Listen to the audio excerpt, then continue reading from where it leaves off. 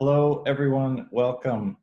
This is going to be a tutorial based on the premise that you were going to show art this spring in an art gallery, and now you cannot. And you want to create a virtual art gallery where you can hang your art and walk through the gallery and light it and make it look reasonably decent. So it'll be a virtual gallery walkthrough. We're going to do Unity to do this.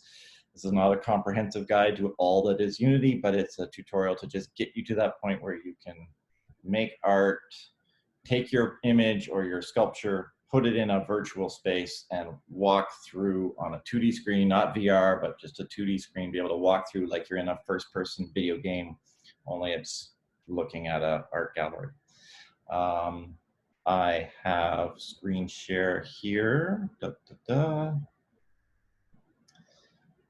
we'll jump to here. So here's our points we're going to hit. We'll do an introduction to Unity itself. We'll do how to create a first-person controller so you can walk around. We will make a gallery with ProBuilder. We'll add lights to the gallery so it looks good. We'll put materials on the walls and the floor so it looks like a gallery.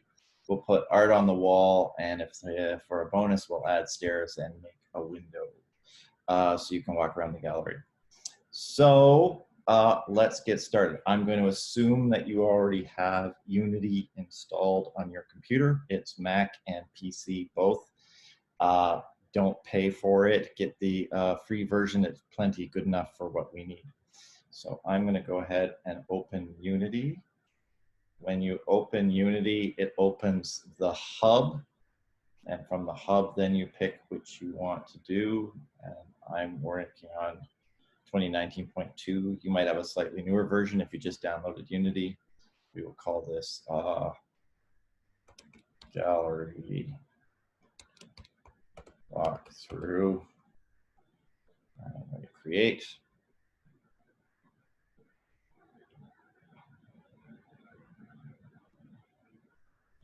And it's going to take a minute. Beautiful. There's my space. I will say I don't need this. Thank you very much. I'm going to close this window for now. Yours should look something like this. Your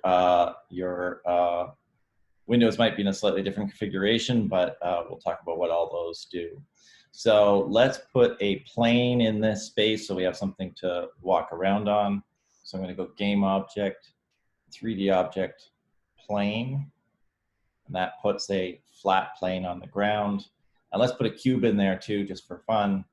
Cube, and the cube is right in the middle of our scene.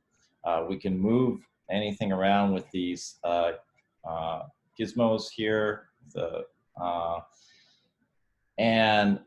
let's look at some of what these windows do. On the left is our hierarchy. So everything that's in our scene is also in the hierarchy. So this cube is this right here. I can select the plane by selecting in the hierarchy, and see it selects the plane in the scene view.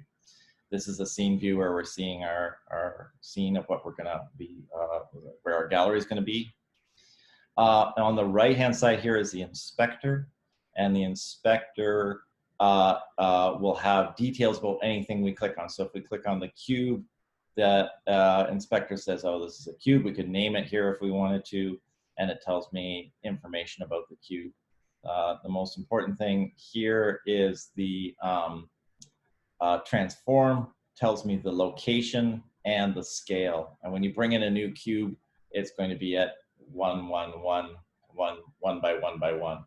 The units in Unity are roughly meters, so that's a meter cubed will be the cube we bring in. Excellent. So how do you move something around? How do we move around the screen? So if I hold down Option and left click, you really want a 3-button mouse for this. You want a mouse like one of these that's got a scroll wheel and a button in the middle. The scroll wheel is a button, and then the 2 buttons on either side. Or better, but if you just have a trackpad, Unity is really annoying. So I'm holding down the Option key and the left mouse and I can orbit. And if I hold down the middle button where the scroll wheel is, I can pan, right? And I can zoom in with the scroll wheel, or I can option and right mouse and zoom in that way. So just regular, the zooming in with the scroll wheel kind of clicks in, and the option right mouse is more smooth. So that's the navigation. Another way to navigate the space, and especially if you play video games, this is kind of handy, is I'm holding the right mouse button down, and now WSAD lets me move around the space, and I can orbit by moving the mouse. So if that's more comfortable for you, and E and Q will go raise up and down. So that's another way you can navigate the scene. Anything you click on in the hierarchy, so if I move out here and I click on the cube, I put my mouse over the scene and hit the letter F on the keyboard, it will make that the focus, that object the focus. And now when I rotate, I'll rotate around that object. So that can be an easy way to navigate around the space. If you have a lot of stuff going on, click on it in the hierarchy, click F, and the camera will move to that spot. Okay, check my checklist. So the windows, we talked about the tools. Yes, let's talk about the tools. The tools are this window up in the top left here. This one is the one we've been using so far, which lets you move something. The next tool is rotate. So you can rotate with that one. Notice when I rotate in the transform, those numbers also change. So I could also rotate here by changing these numbers. So 45 would change it to 45. This guy is scale. Next one over. If I do the middle button, it'll scale the whole thing. If I do the outsides, it'll scale on the axis I'm scaling on. Next one we don't have to worry about. And this one is kind of a catch-all of all three: scale and move and rotate, and all in three. I don't even know what this one does. Something custom. No need to worry about it. And the hand tool lets us just pan. These are also mapped to QWERT on the keyboard. So to move back to the move tool, just move just W, and it grabs my move tool. Notice here I've rotated it 45 degrees, and my grabber is still set to the world orientation. So if I wanted to move this on the axis it's facing, I would change from center, or from global here to local, and now I could move it on its own axis rather than on the global axis. So knowing to be able to shift back and forth between those is handy. Okay, when we play our game, let's play our game. This is going to be a little tricky because when we play, and that's our, now we're in game mode. We're actually playing the game. We can see it. We can see it working. To stop that, we hit the play button again, and it stops it. I wonder if there's a quick way to play without hitting that button. It must be. Command P and Command Shift, Command P will play. Let's try that. Command P, play. Beautiful. And Command P again stops it. Okay, I'm going to learn that because my window for recording is over top of my play button. So you'll notice that when we play, it jumps into game mode. So this is what the camera inside of Unity is going to see. The scene, the camera in the scene here, where we can look on here, is just for utilizing it, not for the camera. Now we're going to have a camera on our first-person controller, so we're not going to worry too much about that camera view right now because we're going to be importing a new camera to make that work. So the other windows down here, the project window is where all of our assets for our game will go. So that's where we'll put our picture that we're going to put on the wall, or our sculptures would go into there. Also, the code for the first-person controller to walk around will go into that assets folder. The console is for if you get error messages, it will print out into the console. We can figure out what's going on with there. We're not going to be doing any coding in this tutorial, so we should be able to leave the console alone, knock wood. Aha, professor joke. So let's get started. So we need to go back to my notes so that I'm not forgetting anything. So that is, we've done the hierarchy, which is over here on the right, left, sorry. The inspector is on the right, which has got the details about everything we put in. The project view, the scene and game, which goes back and forth. When you play, it jumps to game view. When you stop, you go to scene view to set stuff up. And the asset store is the last one we haven't talked about. So that's good timing. The asset store is here next to game.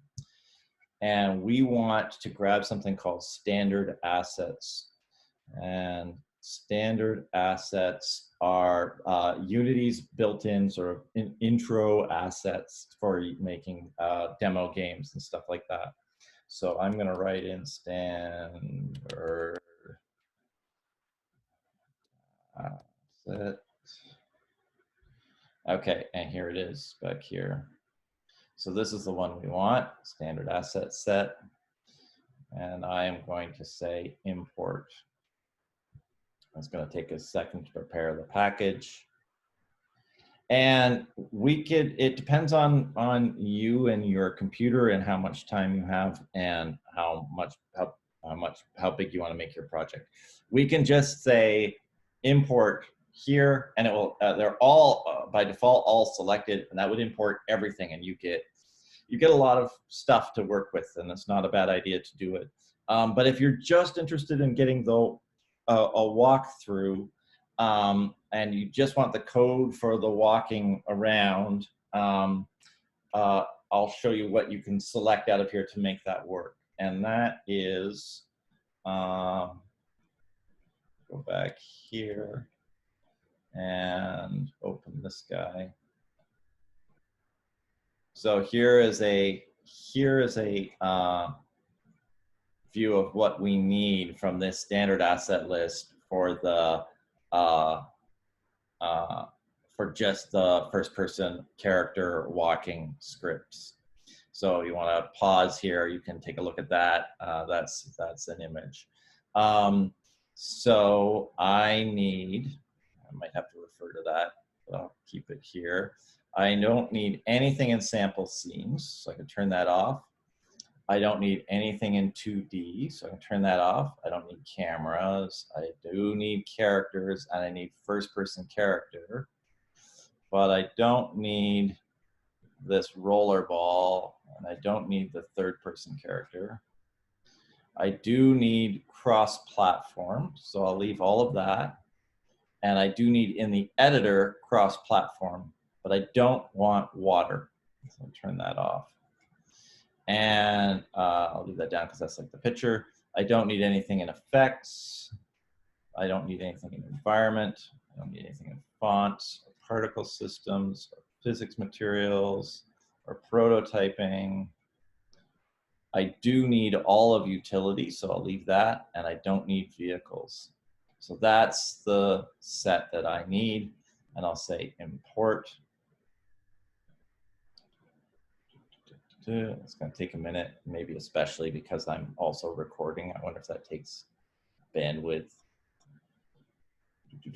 Okay, so let me go back to scene mode. And now I've got inside of my project folder down here, I have standard assets. Beautiful.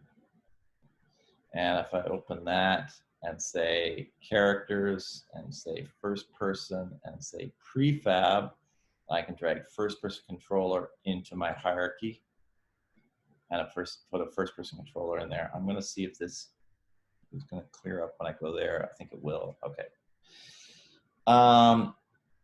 I am going to scoot my cube over a little bit so it's out of the way. Maybe move it down so it's not floating in the air. And I've got a first-person controller in here, which will be the script that controls me as I walk around. I'm going to lift it up a little bit so I'm not starting halfway through the floor. And I'm going to turn the main camera off because we have two cameras now. We have a first-person camera and this camera that was the default camera. So I could delete that. I might just go over here to the inspector and turn this little button off, and that just grays it out. So it doesn't work anymore, but it did, also I didn't have to delete it in case I wanted, again, for some other reason. So let's try playing. So I'm going to go Command P and play. And here we are. I'm using the mouse to move around. I'm doing WSAD. I can jump with the space bar. I'm not sure if you're hearing, there's footstep noises, which are maybe not what you want for a gallery setting. And I'll show you how to turn those off. But it works. You're walking around. You're in a plane in space. Gravity works, so if you fall, you're falling through space. Okay, excellent. Now to get out of here, press Escape. And it'll give you your mouse back, and then, or Command P, and it'll stop playing. So good. Well, so far, so good. Let's make sure I'm still on track here. We have done get first-person controller. We've done the option of only get first-person controller. We've put the controller in the scene, turned off the regular camera, and played the scene. Well, we have to turn, let's try turning off those footstep sounds. So click on first-person controller, and here in the hierarchy, or in the inspector, sorry, we have the first controller script. So this is sort of the interface for the front end of the code. We could open that up and look at all the details of the code, which is of course fun, but we're not going to do that in this video.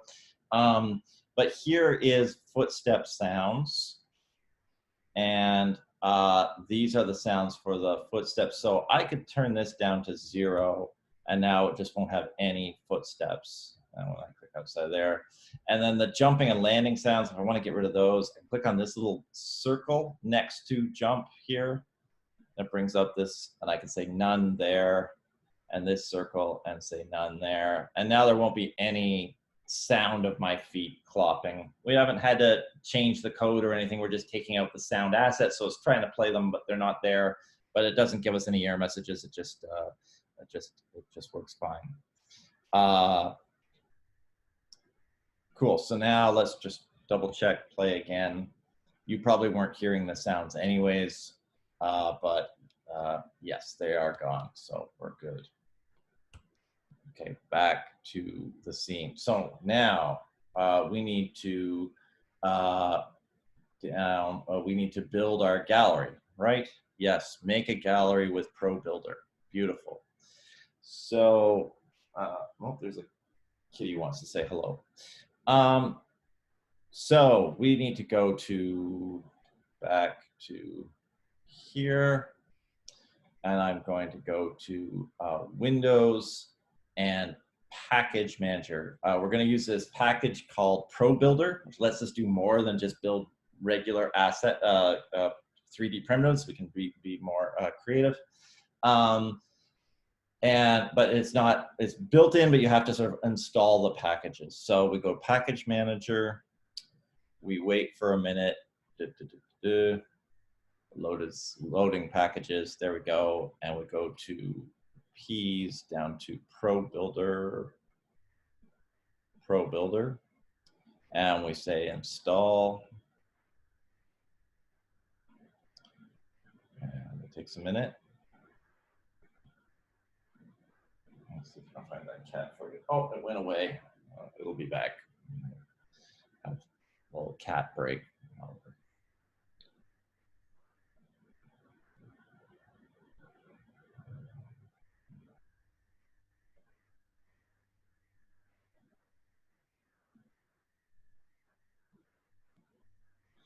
So, oh, okay, it's back.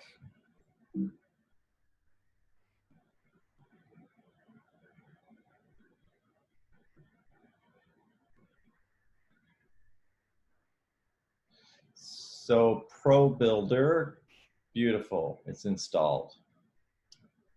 I'm gonna close this window. I'm still thinking about installing it, I think. Or I've crashed, I've happened to. Good. So now if I go under Tools, ProBuilder, and ProBuilder window, that will open up this window here, which is my ProBuilder window. This is gonna let me build more complicated shapes. I usually like to dock this ProBuilder window somewhere. People sometimes put it on the inspector. I usually dock it like this and just put it underneath the hierarchy and just remember to flip back and forth with my hierarchy. So I'm gonna get rid of this generic 3D shape, Command delete to get rid of it. And I'm gonna open a new shape. So I'm gonna click on this little plus here. It'll give me some options about what shape I want. Now, the shape selector here, I could pick any number of shapes, right? Cubes, right, prisms, there's stairs down here. Stairs, it's very cool. But we just wanna build a wall right now. So let's just build a cube. And this is the same X, Y, Z. This would be a meter cube like we had. Here we can say though, like, let's make it 10 meters long gallery. And the Y is how high the wall is gonna be. Let's make a 4 meter high, nice big high ceilings in a gallery. And Z is the depth of the wall. Oops, bring that back. And so we don't need it to be that big. Let's make it just 0.2 meters depth. All right. And now you can think, oh, that's beautiful, it's there, and I'm done. But the truth is, you need to set build down here for it to actually be put into the scene. Oops, I accidentally, I think, hit that twice and made 2 of them, so let me just delete one of them. Okay. So here we have our wall, and it's gorgeous. We might have this problem. See how when we're trying to move it, we want it to like stick right to the floor, but like getting that is kind of tricky because, you know, have I actually hit the floor or not? Notice the plane, when I flip it upside down, the plane turns invisible. It's because planes are actually one-sided. They're a one-dimensional object, so you can see through the back of a plane, if that makes any sense. They're only meant to be viewed from one side. But because it's gonna be the floor of our gallery, we're never gonna see it from the basement. We can just have a plane on the floor. So getting this to stick to the floor so we know that that's actually clicked on there. You can, when you're moving, with the move tool on, hold down the letter V as in victory, and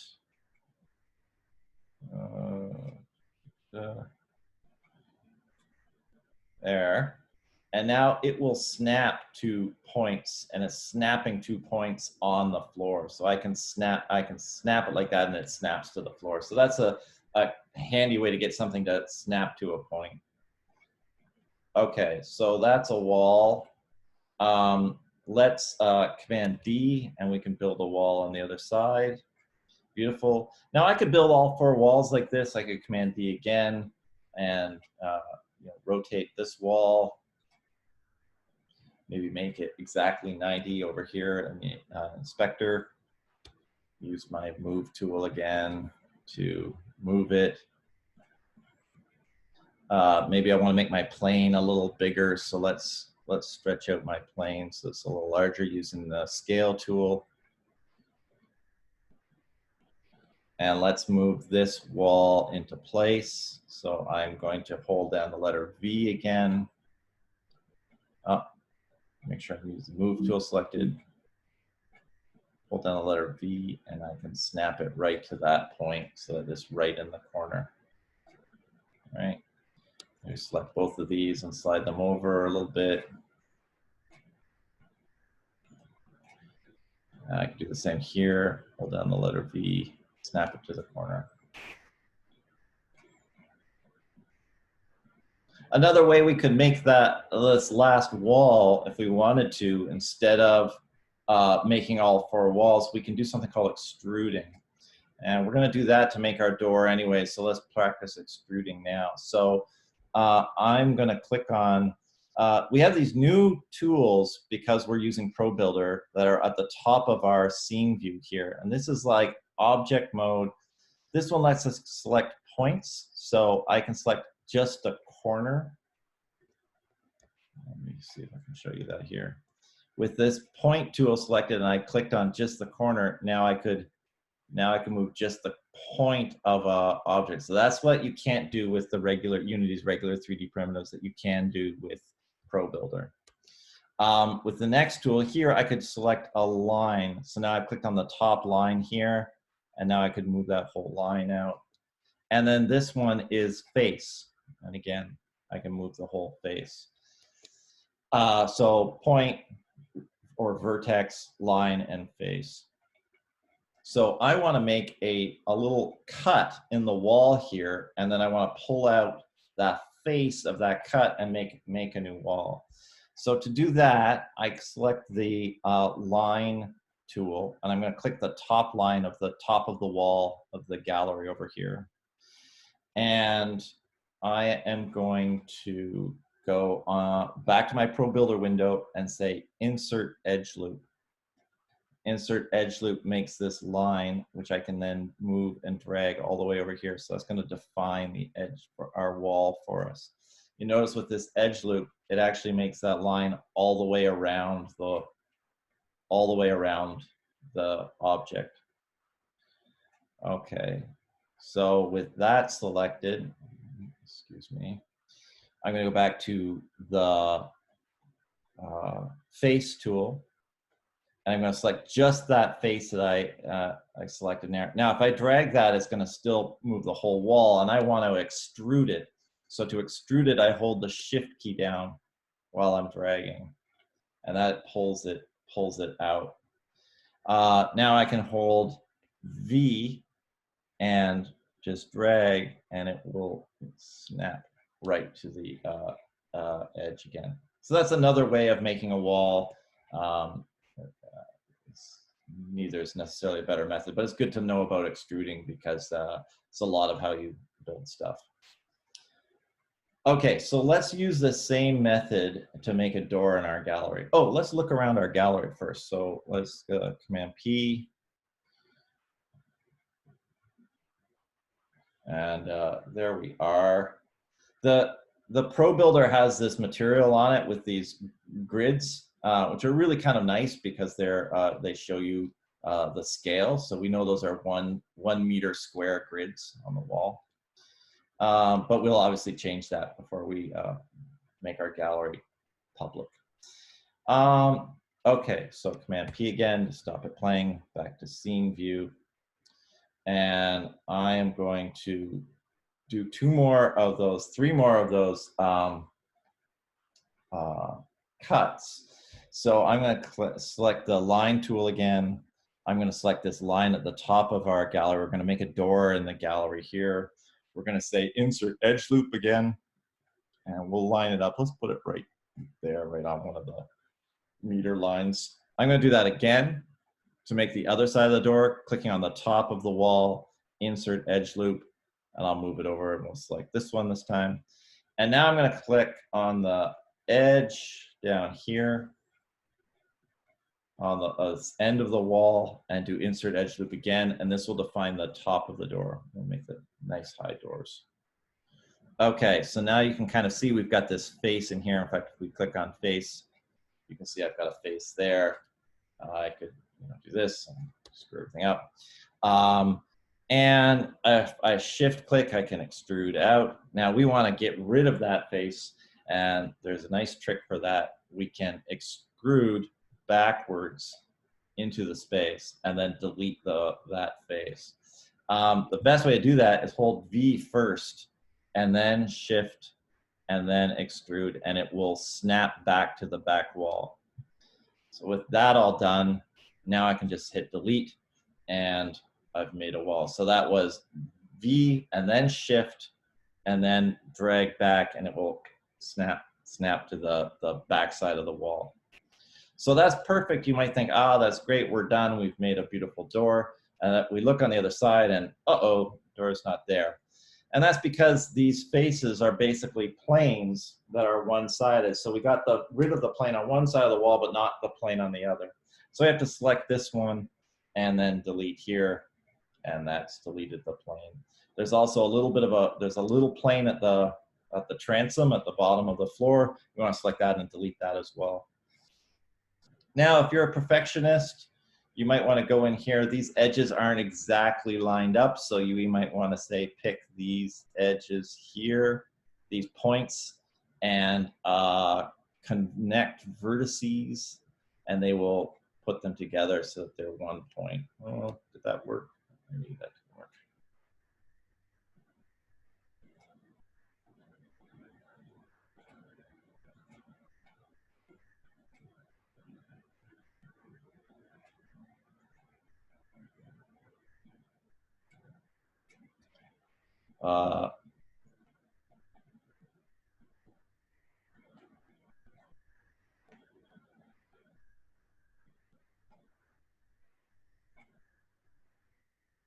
There, sort of worked, not really.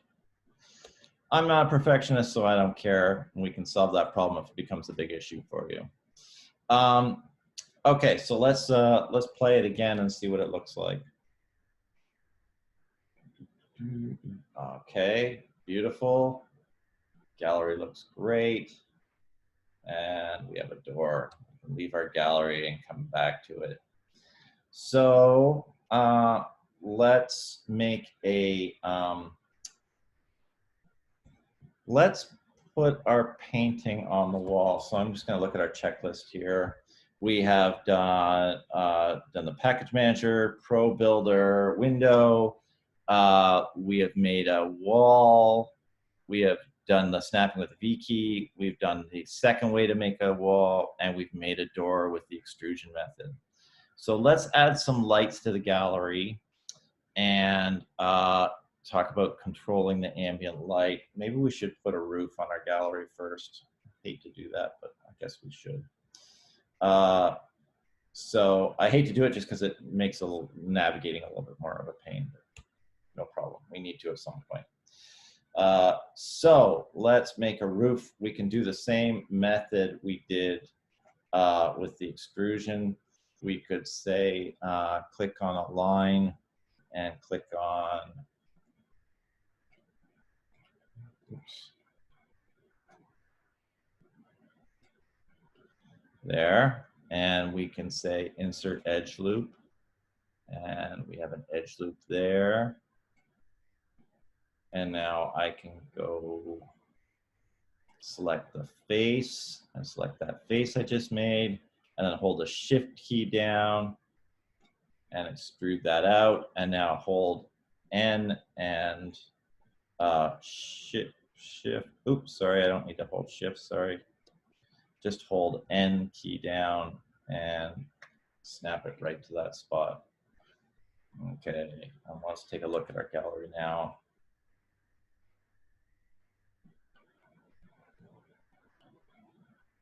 Beautiful, beautiful gallery. Okay, so let's add some lights in here. We want to have a nice spotlight on the wall. So we go under game object 3 lights and say spotlight. And there it puts our light into the scene. We can scale and rotate. So let's rotate it first so that it's, oh, sometimes you get into this thing, I'm not selecting things right, everything's screwing up for me. I want to make sure that this menu up here is in object mode. So now I'm in object mode. Now I can click on my light. Now I can rotate it like normal. You can do some stuff here, like change the intensity and the size. You can also do that over here in the inspector. Change the intensity here. Maybe we want to raise it up a little bit so it seems like it's coming from the ceiling a little bit more, and then tilt it down a little bit more, lights the floor a little bit. Okay, so we'll say that's where our art's going to go, is right there on the wall. And we have a gallery. We can also add, if we want to the sort of general lighting in the space is under the lighting. So if you go under Windows, general, ooh, geez, where is it? Rendering, Windows rendering, and then light settings. And that brings up this menu. I keep the lighting menu hidden behind my inspector, but so that's why it was there. But Windows, general, light settings for that. Sorry, rendering, light settings. Okay. And here I've got a bunch of stuff. Now, the light is being generated by the skybox, which is sort of the sky that's around us. And we can change the intensity of how much that changes. So if we want to make our gallery really dim, we could drop that down a little bit so it's not so light. And that's just kind of like the ambient light in the scene. And we've got a sort of quick way to adjust that.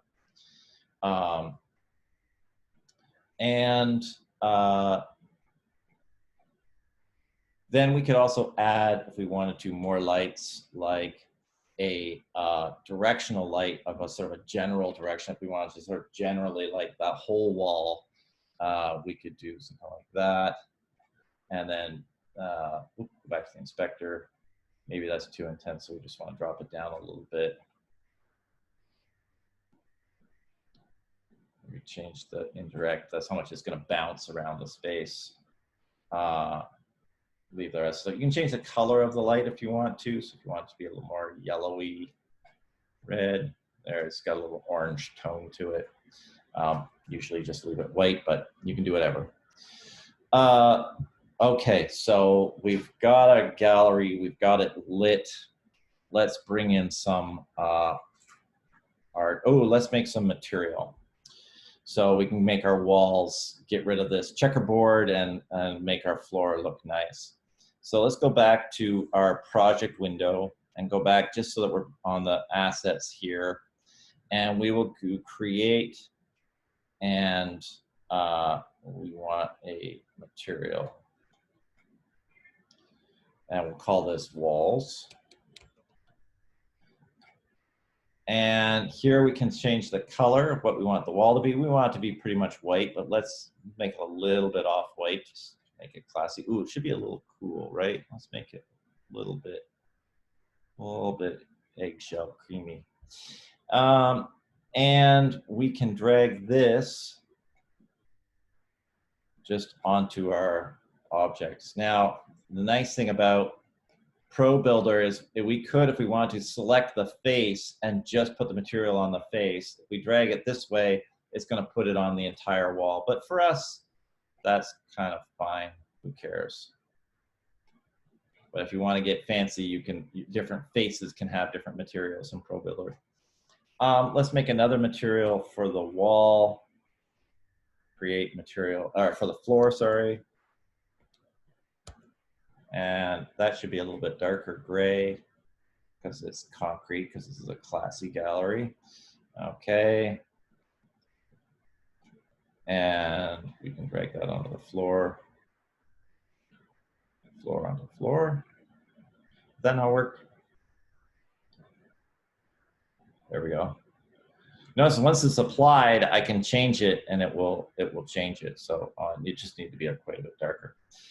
We can also change this metallic and smoothness. You can see that's going to sort of affect how much it bounces the light around it. So maybe that should be a little more muted like that. Okay. So also change the size. These gizmos are really big. Let's change those down so they're not so distracting. Okay.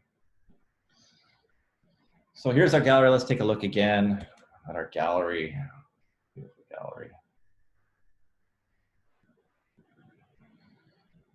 Okay, it's just waiting. It's just itching to have art. So let's make some, let's bring some art into our gallery. So I will Command P to stop that. And I'm going to go back to my Finder, and I've got this beautiful picture of Little Dipper, and this is the greatest art ever made. And so I'm going to put Little Dipper as a big photograph on the wall in my gallery. So I can just drag it right from Finder window into the project space. and it's going to bring it in here. And if you just click on something in the project space, then you can play with it on the inspector and it will sort of change how it imports it. So it will re-import it with these changes. So we will probably want to change our texture type to sprite 2D. And we may want to play around with this pixels per unit if it's not, if it looks too blurry, we could change the resolution there. We could also change the resolution here by changing the max size. For the most part though, I think this is probably going to be fine. You don't want to make it too big necessarily. So we don't need alpha's transparency because it's just going to be a picture. And we can say apply here just to apply those changes. So now let's make a material that has this picture. So I'm going to make a new material and we're going to call it cat picture. And we are going to click here next to albedo. There's a little circle. I'm going to select that circle and we're going to pick Dipper on bed. And good. And now that's the material for, that's the, instead of it being a color, it's the material has an image that it's going to use. Doing it this way lets us play with the metallic and smoothness and the tiling if we need to, so we can make it really shine. Okay, so now we need to make our picture. So let's make a plane. So our picture doesn't have to be three-dimensional. So let's make a 3D object and plane. And we can make it quite a bit smaller. And let's drag it out so we can see it a little bit here. Oh, it's still pretty big, isn't it?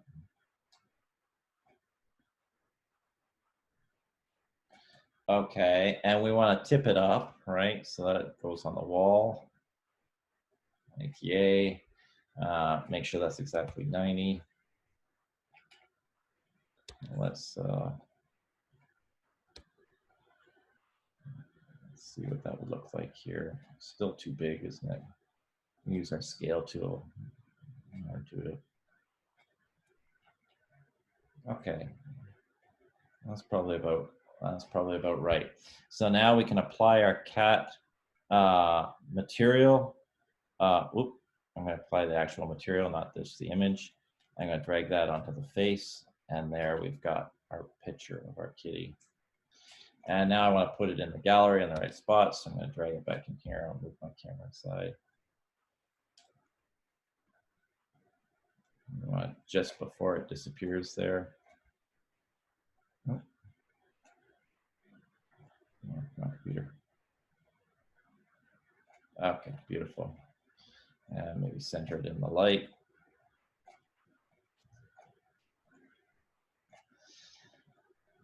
So here we can also play with the material, as they're saying, the metallic and smoothness is going to be sort of how reflective it is, and we want to turn those both down, maybe so it's not too bright. The scale, you're going to want to play with that. If it really matters to you that it's exactly the right scale, you might want to make sure the proportion of your plane is the same proportion as your image you have in Photoshop. For me, this is looks like it's close enough, so I'm happy with that for now. And I'm going to play again. And here's my gallery. And behold, my beautiful cat picture. I might want to light it a little better. I could add a couple spotlights. And of course, you want to put art on the other parts of the wall. And maybe your gallery is not just a cube, but you want like to have rooms and stuff in the gallery.